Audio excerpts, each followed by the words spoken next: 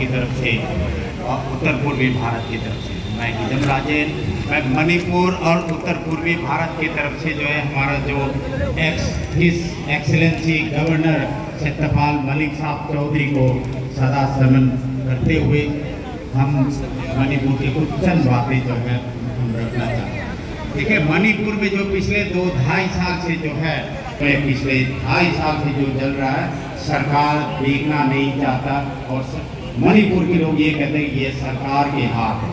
दोस्तों, बहुत दुख की बात है, 250 से ज़्यादा लोग जो है जान गंवा चुका है और 60 से 70 हज़ार लोग जो है रिलीफ कैंप में हैं। आप सोच सकते हो, जो 15 साल की बच्ची, 50 साल की जो बूढ़ी अम्मा जो है वो एक कमरे में लोगों के साथ जो शेयर करते हैं, रूम शेयर करते हैं। आप 5 कमरे के 5 BHK के घर में रहते हो, फिर भी जो है आपको अच्छा और कमरा चाहिए, लेकिन वहाँ पर जो रिलीफ कैंप में जो है जेल की तरह रहते हैं। दोस्तों, इस सरकार ने ब्यूरोक्रेट्स को अपनी पॉकेट में रख दिया है।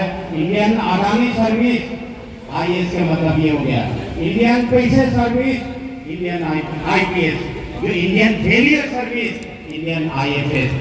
ध्यान रखना, देश का सुरक्षित आपके हाथ में है, देश आपकी वजह से चलता है, देश उनकी वजह से नहीं चलना चाहिए। बहुत बहुत धन्यवाद।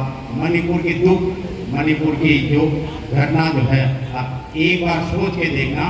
बाकी जो है बहुत बहुत धन्यवाद।